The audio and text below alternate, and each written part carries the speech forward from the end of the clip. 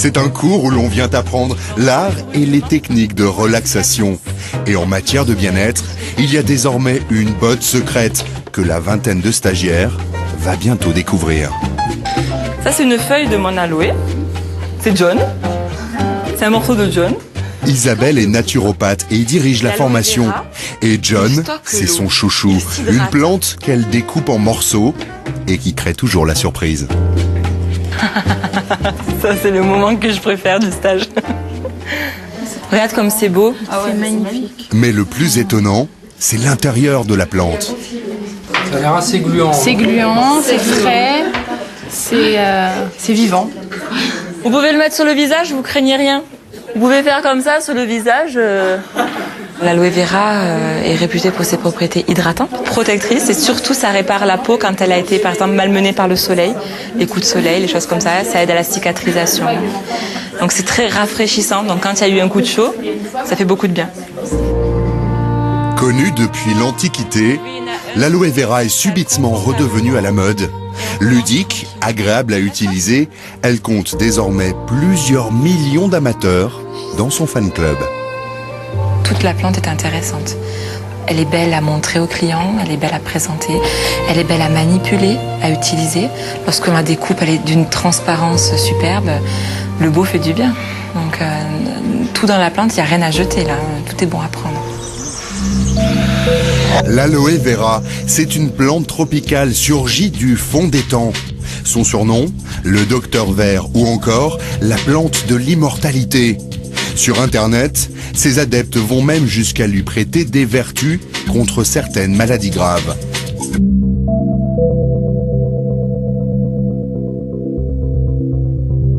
La plante a même de véritables fans, des aloe addicts, comme Jean-Yves. Cet ancien agriculteur vit près d'Angers. Avec Marie-Dominique, sa compagne, ils sont tous deux grands amateurs de produits naturels. Il y a quelques mois, après une période de grande fatigue, Jean-Yves a découvert la plante. Depuis, il est devenu accro et il boit ça comme du petit lait. Allez, petit bouchon de pulpe. Pas besoin d'en avaler des litres. Une petite larme suffit à son bonheur. Eh bien, je suis en train de prendre ma dose journalière de pulpe, comme je le fais tous les matins avant le petit déjeuner. Donc voilà, je pense c'est la première chose que je fais le matin depuis presque un an. Je sens un bienfait, c'est un bien-être, le fait, c'est du tonus, c'est une énergie que j'ai et que, bon, je sais pas, je l'utilise tous les jours, cette énergie, je me sens bien. Mais Jean-Yves ne fait pas que consommer de l'aloe vera. À force d'en boire, il a fini par en vendre. Céline est sa responsable de réseau. La marque qu'il distribue se vend uniquement à domicile. Et ce matin, une dizaine d'invités sont attendus. Il y a Marina et puis Françoise qui sont arrivées.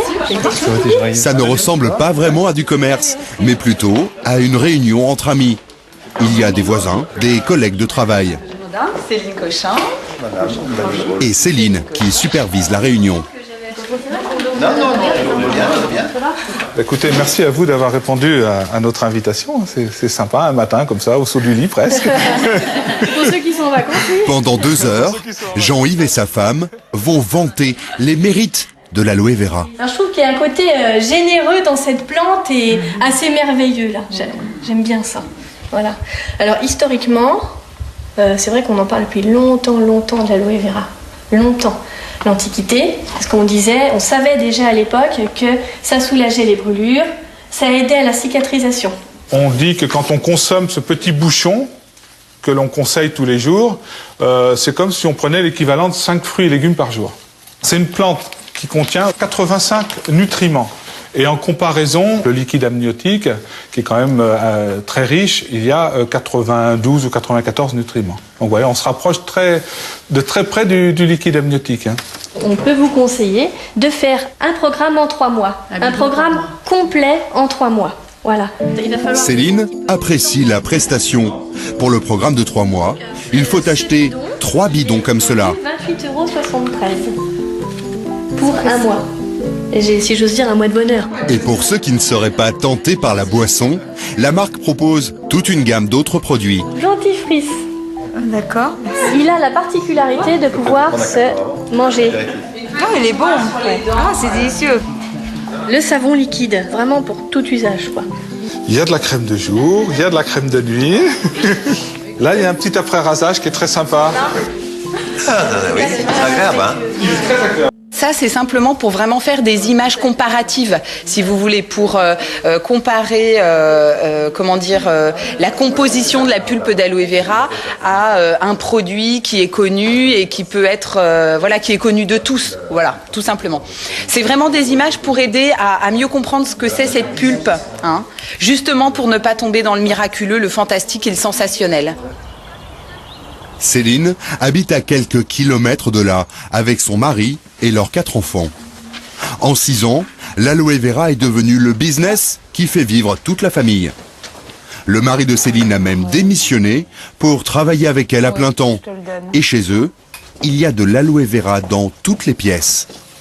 Pulpe d'aloe vera qu'on utilise et qu'on met dans le frigo. Depuis la cuisine. Ici, j'allais dire, on a un petit panier qui sert à mettre différentes choses. Voilà, c'est le panier familial. Jusqu'à la salle de bain.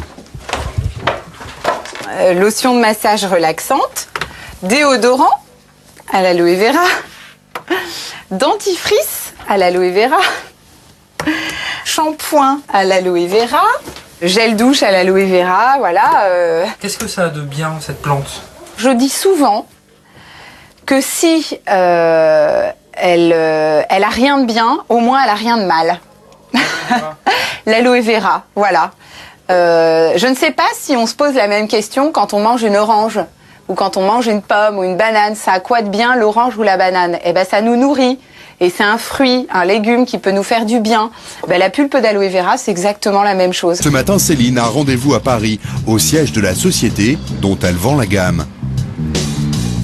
Céline a commencé comme simple vendeuse, puis elle a créé son propre réseau de distributeurs à domicile qu'elle forme régulièrement aux techniques de vente. Je connais quand même pas mal de monde en fait. Je connais Marie, je connais Nathalie, Véronique, Marie-Laure, je connais Madeleine et Benoît. Enfin voilà, je connais quand même pas mal de monde, vous voyez. Nous, bien sûr, avec l'expérience que l'on a, on propose un planning de formation pour nos distributeurs. Mais ce ne sont pas que pour nos distributeurs en direct, ce sont aussi pour les distributeurs de nos distributeurs. Voire les distributeurs des distributeurs de nos distributeurs. donc voilà. Il y en a combien en tout alors ? Alors chez nous, nous on a un réseau, on a un réseau de plus de 1300 distributeurs maintenant. Mais depuis 6 ans. Le fruit du lithium, c'est... Avec ses 1300 vendeurs, Céline anime un des plus gros réseaux français de la marque. Sur chaque vente, elle touche un pourcentage. Et si le chiffre d'affaires de son réseau augmente, son pourcentage augmente aussi. Résultat, elle gagne 60 000 € par an. Le vendeur qui a le plus gros réseau touche, lui, 2 millions d'euros. Cela pourrait ressembler à ce qui s'appelle la vente pyramidale, un système interdit en France. Rien à voir selon le directeur. Elle est strictement interdite, la vente pyramidale. Qu'est-ce que c'est que la vente pyramidale? C'est quoi? C'est très simple. On ne gagne pas d'argent avec de la vente. On gagne de l'argent en faisant rentrer des gens dans l'activité et en leur demandant des tickets d'entrée très élevés. C'est ça la vente pyramidale. Ça n'a rien à voir avec notre industrie. Nous, on est centré sur le produit, on est centré sur la vente, on est centré sur la satisfaction du client. Et si vous décidez d'arrêter demain, il n'y a pas de problème. Vous arrêtez quand vous voulez et on vous reprend votre marchandise. On vous rembourse. Ça, c'est pas du pyramidal. Le système a en tout cas bien profité à la marque. Elle a étendu son réseau sur toute la planète. C'est ici, aux États-Unis, que la société est basée. Elle est aujourd'hui le premier producteur mondial d'aloe vera. Nous sommes dans le sud du Texas, près de la frontière mexicaine. Chris Hardy supervise toute la production d'aloe vera de la société. Sa seule crainte, c'est qu'il gèle. Et dans le désert, c'est plutôt rare.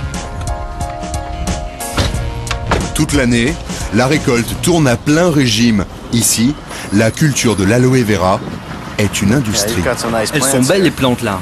Une plante robuste qui réclame peu d'eau et peu d'entretien. Bref, le jackpot pour tout exploitant agricole. Là, c'est la récolte. On coupe les fleurs de chaque plante, parce que les fleurs pompent beaucoup d'énergie. En faisant ça, on obtient des feuilles plus charnues. Chris n'est pas agriculteur de formation, mais ingénieur. Ce qui l'intéresse, c'est l'incroyable productivité de l'aloe vera.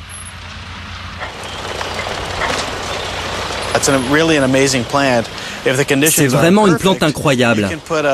Si les conditions sont parfaites, vous pouvez planter un aloe de 50 cm de haut et au bout de 8 mois, il va donner 3 à 4 récoltes par an. En tout, on cueille 12 millions de kilos d'aloe chaque année. 12 millions de kilos? Oui, rien que sur ce champ. Des plantations comme celle-ci, la société en a partout, au Mexique et en République dominicaine, en tout plus de 7000 hectares. La production est à l'échelle gigantesque.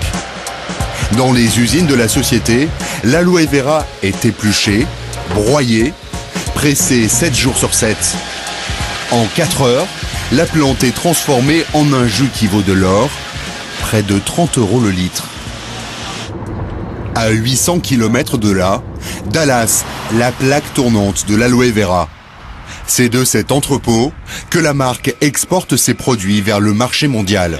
Là, c'est la zone de réception. C'est l'endroit où l'on travaille le plus dans tout le bâtiment. Dans ces caisses, il y a du jus d'aloe vera pur. 1300 litres dans chaque conteneur. Ça vient directement de nos fermes partout dans le monde, de la République dominicaine au sud du Texas. Des containers comme celui-ci, il en arrive 250 tous les matins. Plus de 300 000 litres d'aloe vera transitent ici chaque jour. La société fabrique plusieurs sortes de boissons et des cosmétiques, tous à base d'aloe vera. Ça, c'est du savon liquide. On a le meilleur savon liquide du monde. En 30 ans, la marque a conquis la planète. Chiffre d'affaires global, 2 milliards de dollars. Et voilà le meilleur dentifrice du monde, à l'aloe vera. Du dentifrice? Oui, du dentifrice. Vous faites toutes sortes de produits différents avec l'aloe vera? On peut faire ce qu'on veut avec l'aloe vera. Tout ce qu'on veut?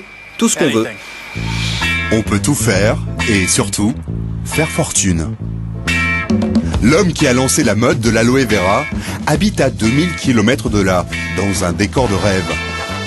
Il a bâti un véritable empire, dont le siège mondial se trouve ici, à Scottsdale, en plein cœur de l'Arizona. Le roi de l'aloe vera, c'est lui, Rex Morgan. À 72 ans, il est aujourd'hui une des 400 premières fortunes mondiales. Une vraie success story à l'américaine pour ce fils de fermier. Dans les années 70, la mode, c'est la vente à domicile comme Tupperware. Reste à trouver un produit.